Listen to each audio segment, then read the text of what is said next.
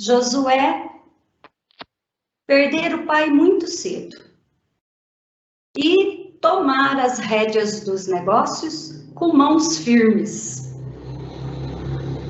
Tinha uma habilidade ímpar de convencer e vender, a tal ponto que já tinha dispensado a companhia dos servidores e das mercadorias.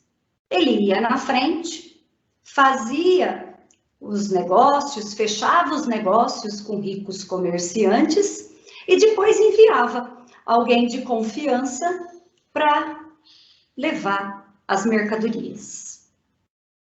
Naquela madrugada, chegara imensa embarcação, trazendo mercadorias exóticas do Oriente e muitas raridades de países distantes.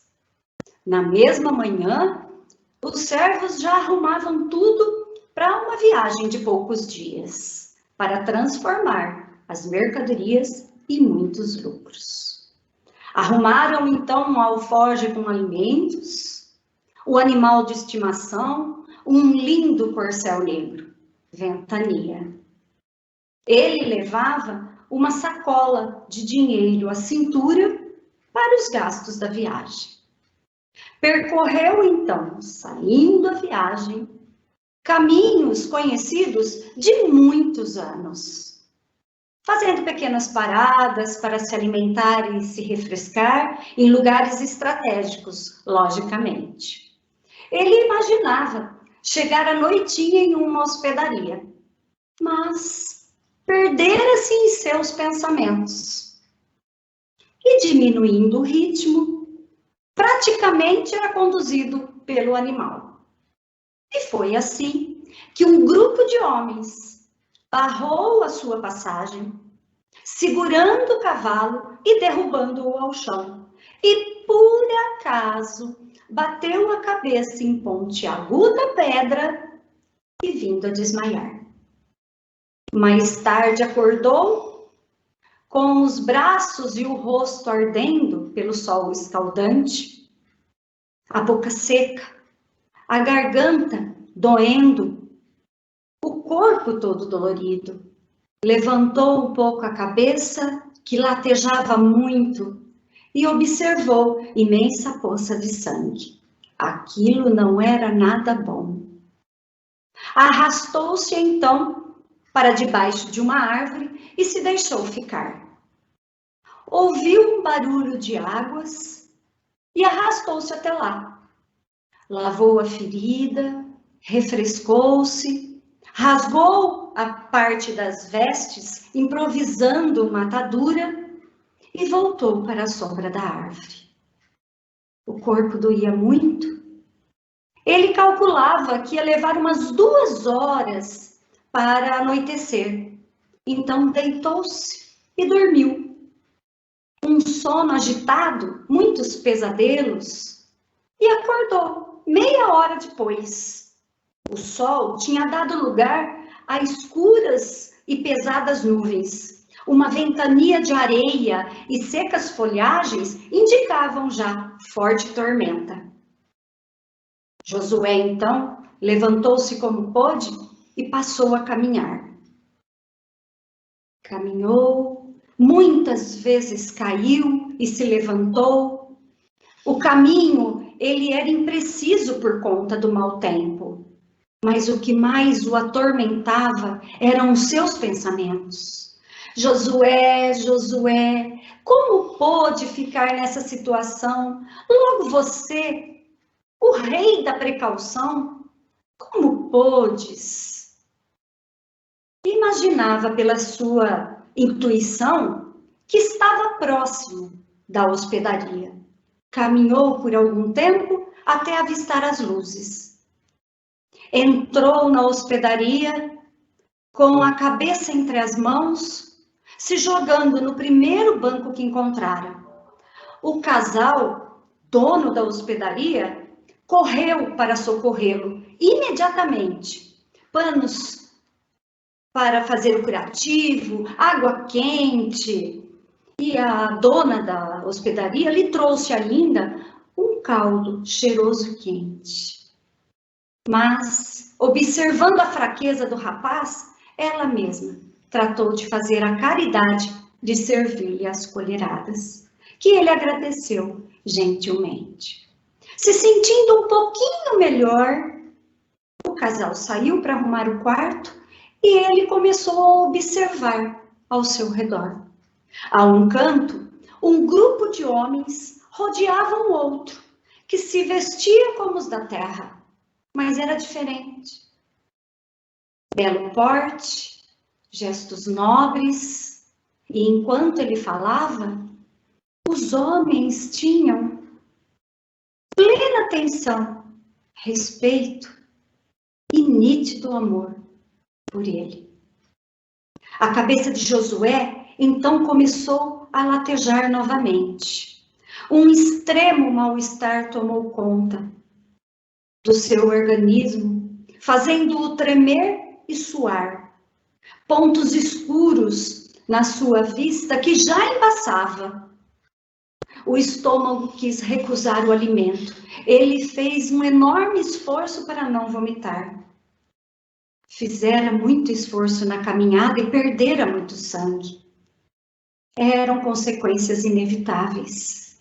Josué queria deitar-se, mas não conseguia se mexer.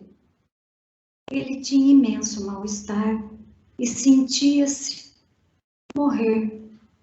Ele estava morrendo.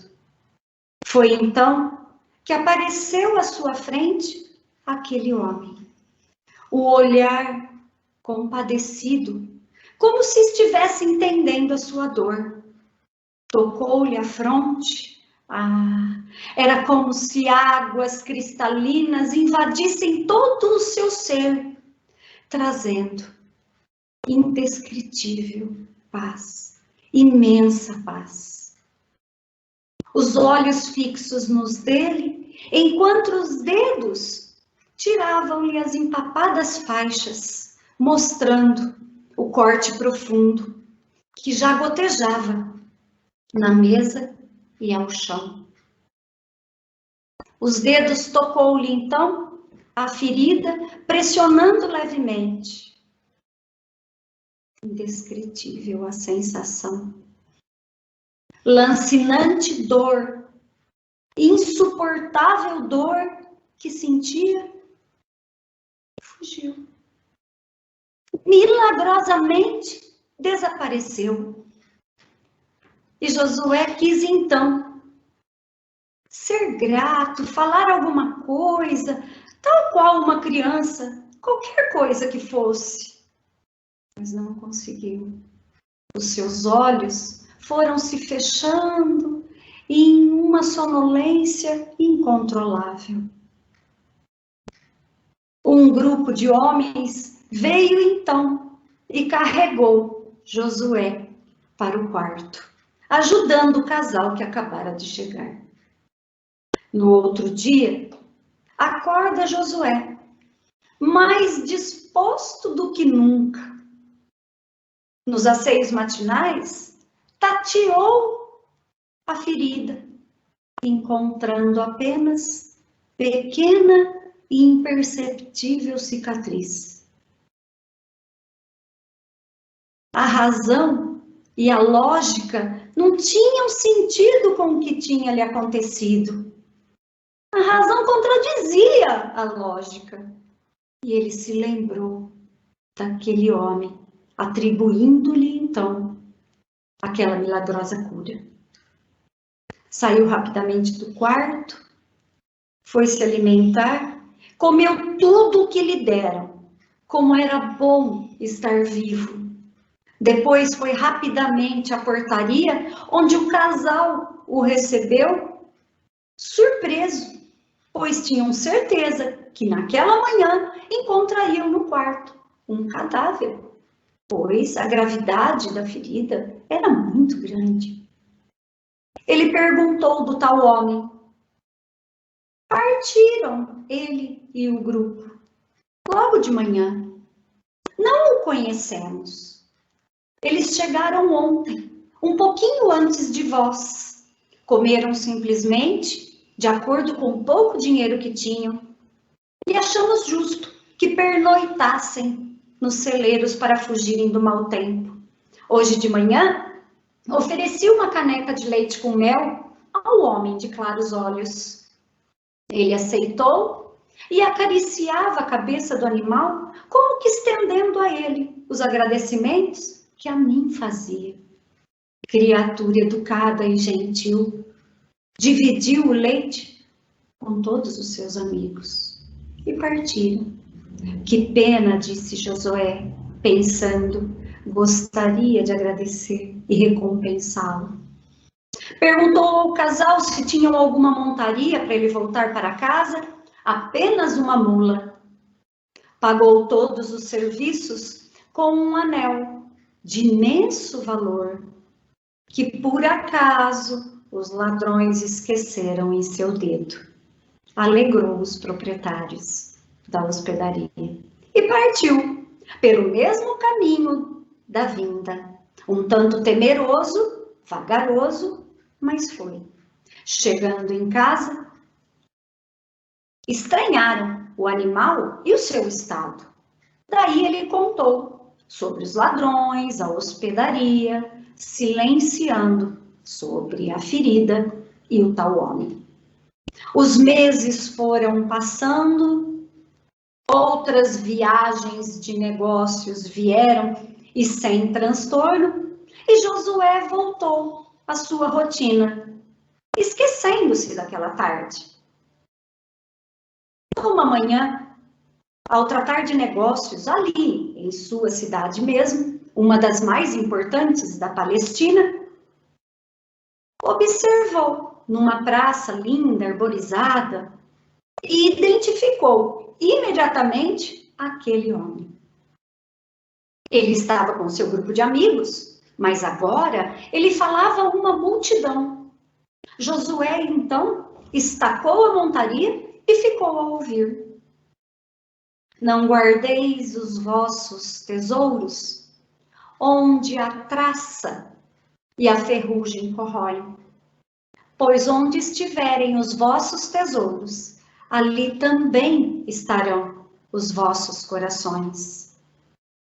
De que tesouros ele falava? Parecia nada ter e continuou. Acumulais tesouros dos céus. E ainda explicava. Ele falava desses tesouros e dessa fortuna, e assim, colocando, enfatizando que a caridade seria o meio, a caridade é o próximo, o meio para conquistar essa tal fortuna, que seria levada por seus donos após a morte, como podemos dizer, incalculável prêmio alienado, inalienado ao seu espírito. E assim, ele falava agora também dos tesouros da alma. E então, Josué voltou para a sua casa pensando: será que é verdade? Esses tesouros após a morte? Bom, se eu tivesse morrido, realmente eu nada teria levado. Mas será que ele não está a enganar as pessoas mais simples? E continuou o caminho até sua casa. Ultrapassando os imensos portões, Josué notou pela primeira vez a fisionomia dos escravos, que até então faziam parte da estrutura da casa, como pontos obscuros, desprovidos de personalidade. Entrou e caminhou em cada cômodo, observando cada detalhe por ele escolhido, com requinte bom gosto. Saiu aos jardins, canteiros perfumados, fontes, lagos artificiais, sem dúvida uma bela casa. tudo seu. Os seus pés ainda o levaram ao alojamento dos escravos, que ele acreditava encontrar o que construíra há muitos anos. Que decepção! Não tinha o mínimo de conforto. Miséria e abandono foi o que encontrara. Uma criança magra e desnutrida, inocente, rodeou suas pernas. E um velho veio arrebanhá-la e fugiu, sumiu em um daqueles cubículos. Ele continuou a caminhar pelo local. Mais pequeninos, todos magros e desnutridos. Um misto de pavor e piedade tomou conta de Josué. Aquele senhor, então, veio e tentou em vão arrebanhá-las, dizendo, se desculpando: perdoe-me, Senhor, elas são muitas e dão muito trabalho. Quem são? Perguntou Josué. Filhos dos trabalhadores da casa e da propriedade. Eu, um velho inútil para o trabalho e à beira da morte, fiquei sozinho e incumbido de cuidar de todas elas. Mas não tens feito um bom trabalho. Elas estão magras demais. Senhor, a comida é pouca. O intendente diz que o nosso amo e senhor não se importa com elas. Ele prefere comprar escravos adultos prontos para o trabalho. Muitas adoecem e morrem sem ser socorridas. O senhor é o novo intendente? Me perdoe a ousadia, mas aumenta o nosso alimento. Temos fome, Senhor. Josué voltou para casa arrasado. Era a hora do almoço. Sentou-se de frente à farta mesa, mas nauseado pelas lembranças, nada comeu. Chamou então Abidias, o seu intendente. Era um servo de confiança há muitos anos, que ocupava um dos quartos da casa para melhor servi-lo. Abidias, o que fazes com os restos da mesa? O que me ordenaste, Senhor? Se é que eu compreendi direito, e se assim não for, me fale e corrigirei para continuar sendo digno de vossa confiança e apreço. Tudo o que sobra é levado para os trabalhadores da casa. Eles se alimentam e os restos são todos levados para os animaizinhos do bosque, que tanto estimo. Eu te ordenei isso? Sim, há muitos anos, desde que o Senhor vosso pai morreu. Disse que o dinheiro era pouco e que precisávamos economizar com os escravos. Josué, então, pediu que Abidias arrumasse um farnel de alimentos para alguns dias e saiu sem mais nada dizer. Percorreu todas as suas propriedades e em todas, miséria e abandono. Os administradores já estavam ficando preocupados. Diziam que ele falava sozinho. Era um monólogo. Quem és tu que viestes confundir meus pensamentos? Curaste-me, não nego. Mas aqui, todos se comportam desse modo. Os poucos que são diferentes e tratam os seus escravos de forma digna e as suas famílias, são alvo de chacotas. Nós os compramos. A lei o permite. De outro modo, iremos à falência. Retornou então à sua casa Josué, decidido a investigar quem era aquele homem.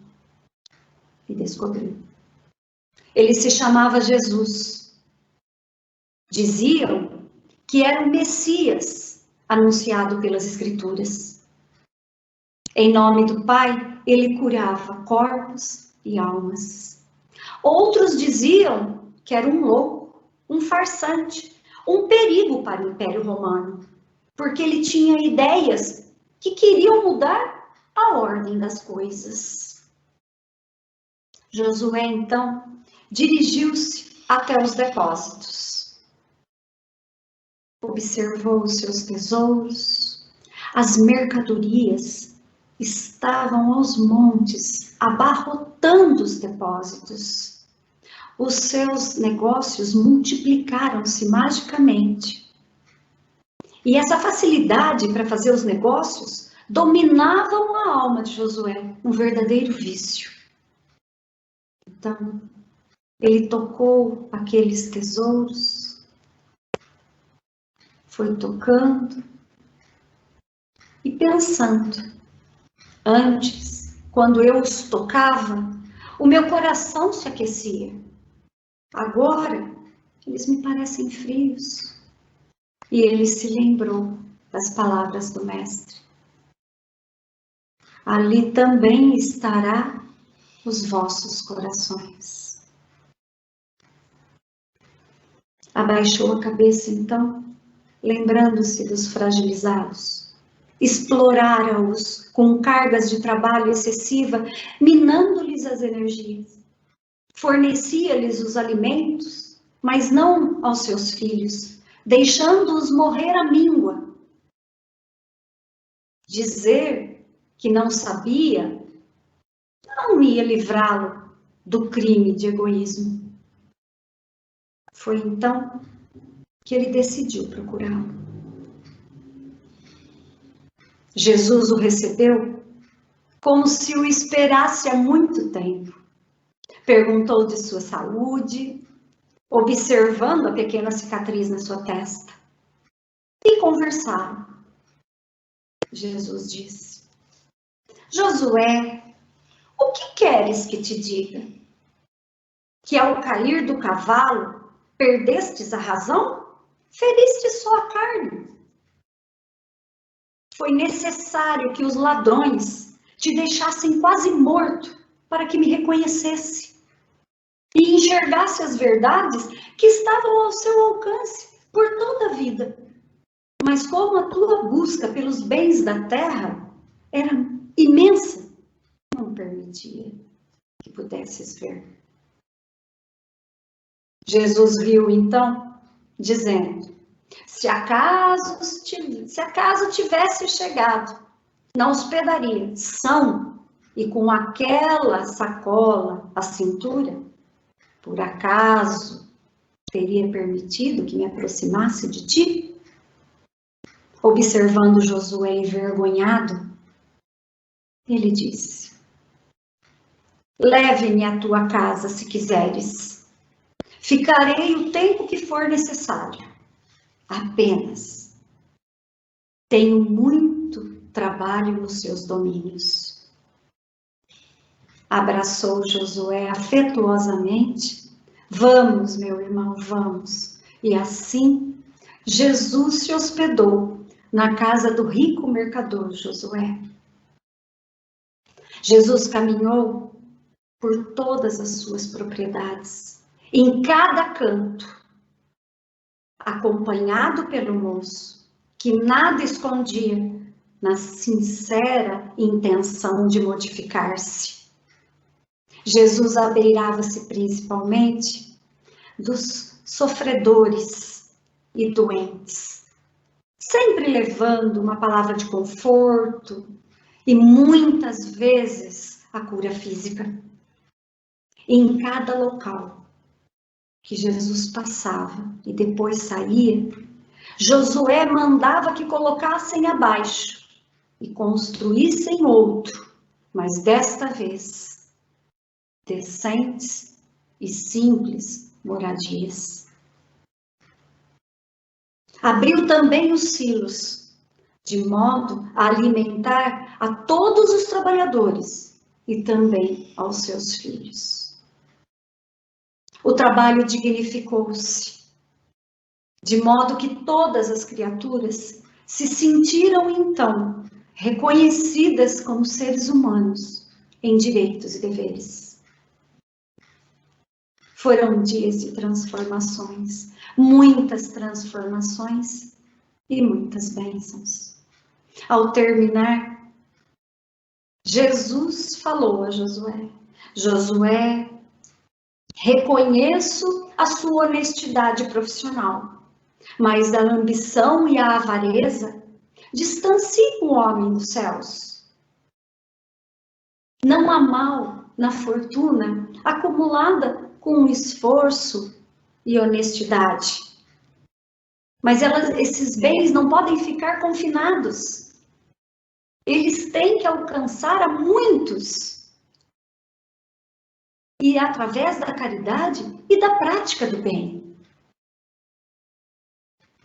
Josué, não fique aflito. Devagar conseguirás o equilíbrio. Não exijas demais, nem de ti e nem dos outros.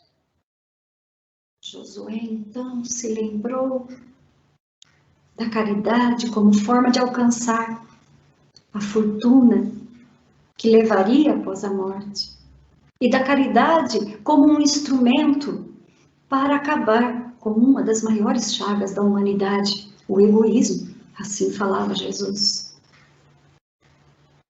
Mas ficou pensativo.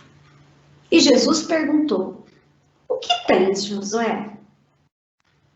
Mestre, e as pessoas que nada possuem, nada podem dispor, estão desprovidas de fazer caridade? Josué, há muitas formas de fazer a caridade. Tu tens o dom de negociar. Tudo que tocas vira lucro, mas nem todos o obtêm, por mais que se esforcem. Porque há objetivos existenciais de evolução diferenciados. Há outros ainda que preferem o descanso a trabalhar. Tudo depende da evolução de cada um. E a prova da fortuna, Josué, é muito difícil para os egoístas e para os esbanjadores. E se tu pensas que na pobreza não há desapego, estás enganado. Há entre os humildes mais apegados materiais e avarentos do que imaginas. Agora, Josué, teu coração almejas pelos bens da alma, pelos tesouros da alma, mas estende a outros as benesses de teu amor. Não se limite aos teus bens e às tuas propriedades. Leve também além desses limites. Logo receberás a notícia de que me fui. E tu e muitos outros continuarão a pregar a boa nova pelo planeta.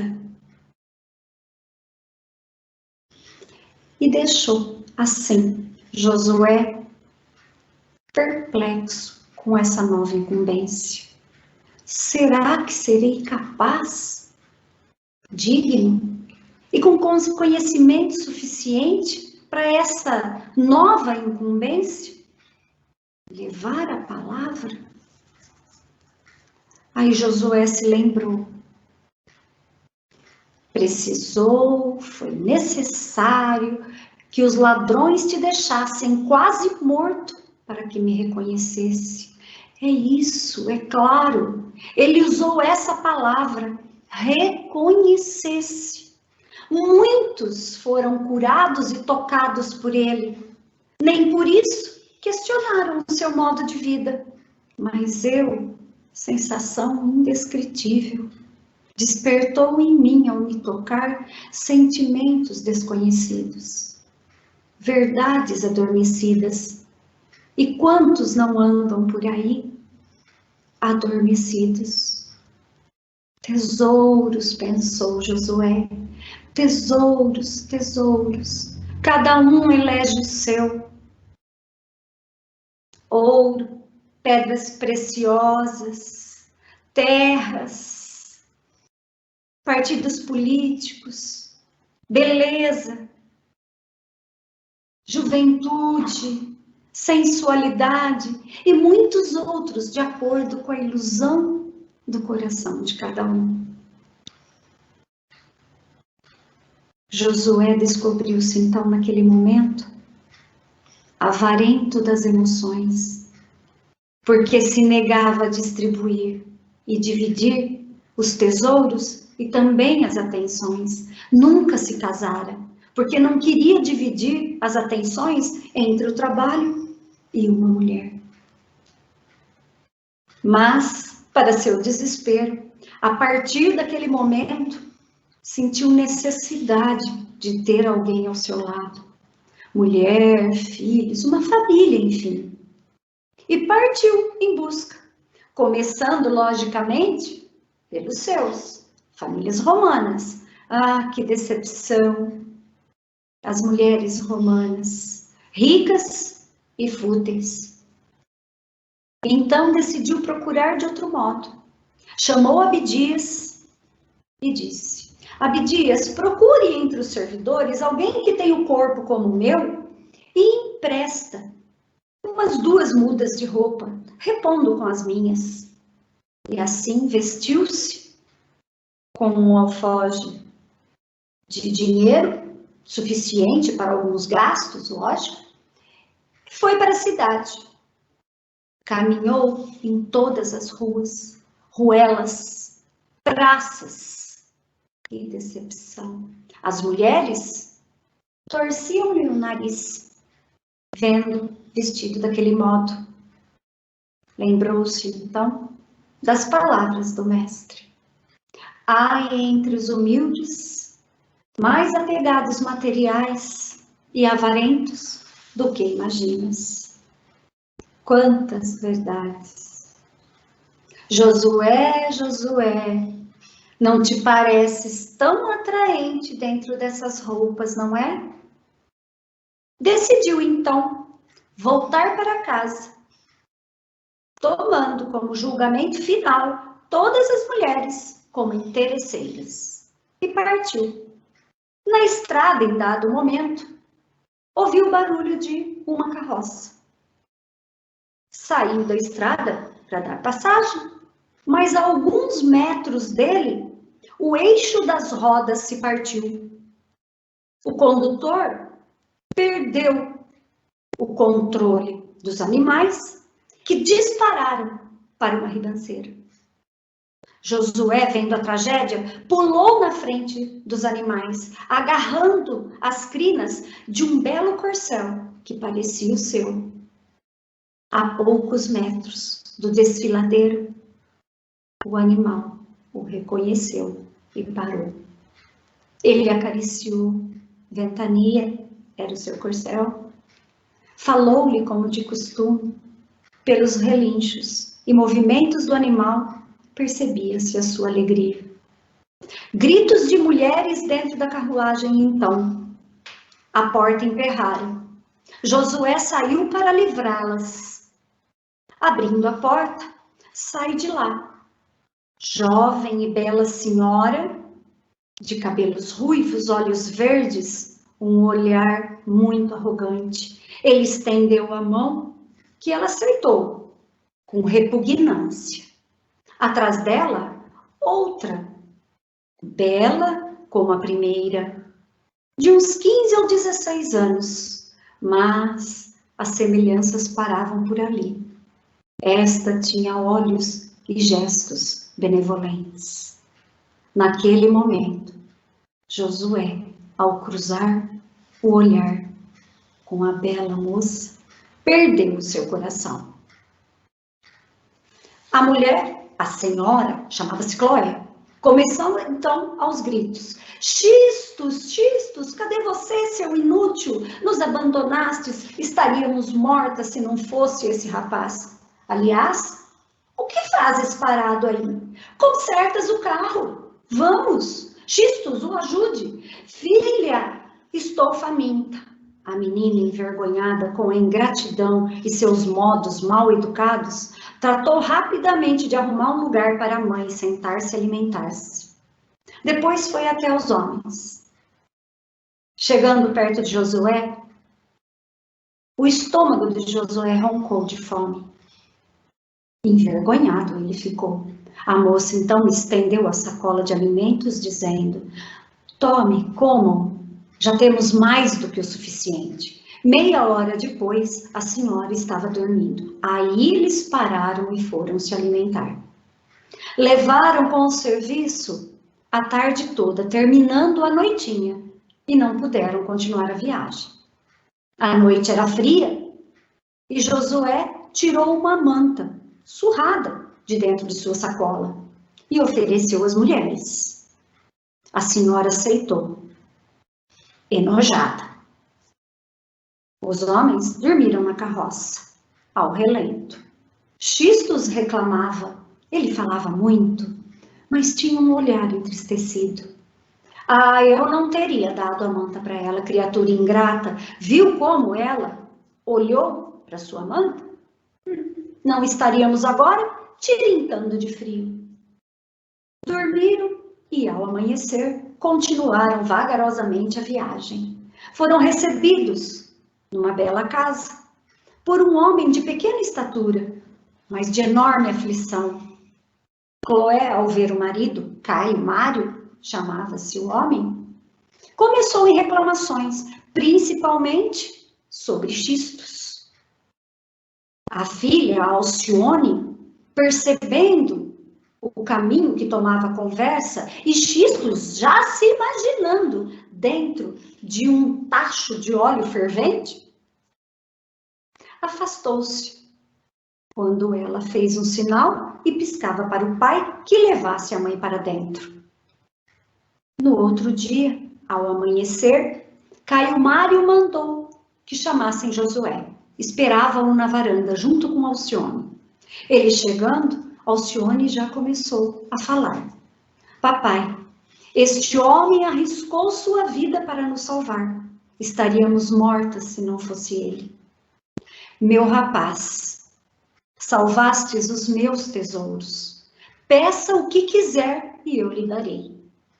Josué, então, lembrou-se das palavras de Jesus. Fazer o bem sem olhar a quem.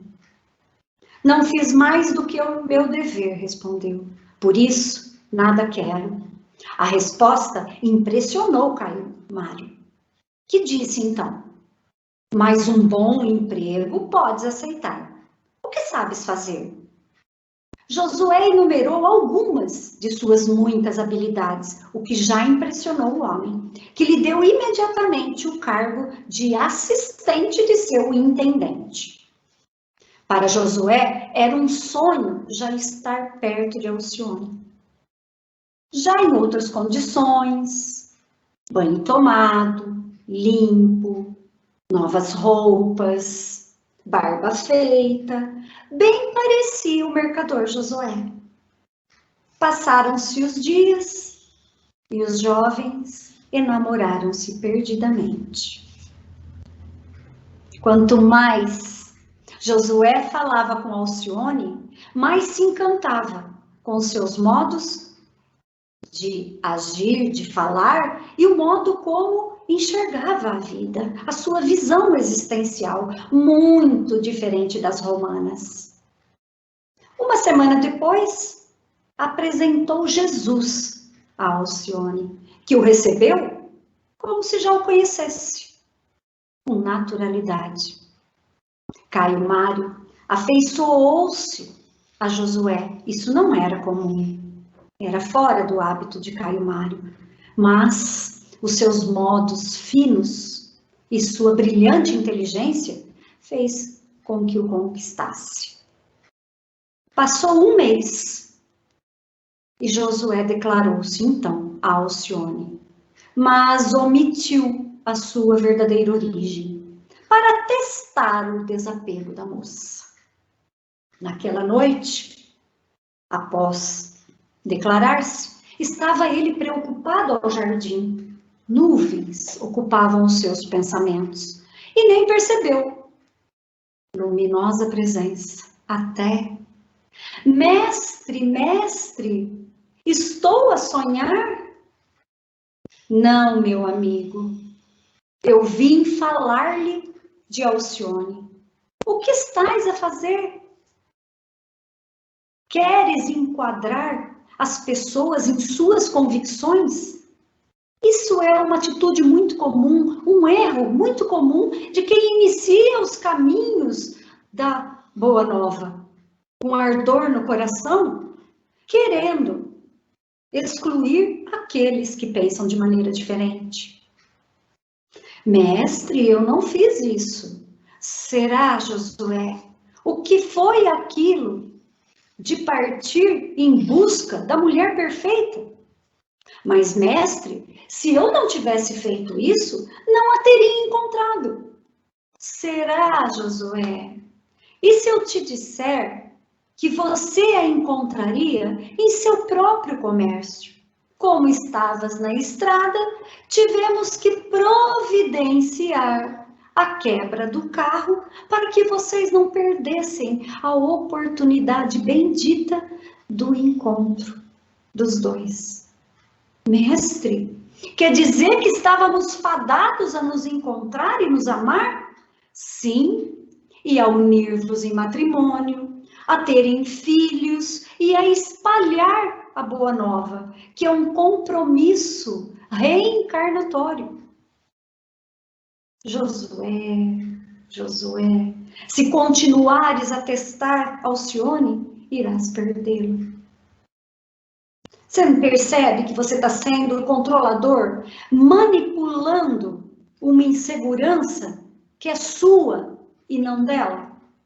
Não te coloques como professor, e sim como aprendiz. No fundo do coração, tu receias não superar o teu apego do passado. Quando nos apequenamos, Josué, aceitando as nossas naturais imperfeições, desfazemos as amarras, permitindo-nos a evolução passo a passo, eficaz, segura e pacífica. Josué, tu e Alcione crescerão juntos na vinha do Senhor. E Jesus se desfez em luz na frente de seus olhos, lacrimejantes e cheios de gratidão. O Mestre desceu até mim, em sua grandeza, para me aconselhar e apostou em mim, como ser humano cheio de imperfeição, como eu, como sou. No outro dia, chamou Caio Mário para uma conversa. Foi uma conversa difícil, mas ficou mais desesperado quando entra Cloé, que estava escondida, ouvindo atrás da porta. Quer dizer que sois rico? Rico mesmo? Nos fizeste de bobos?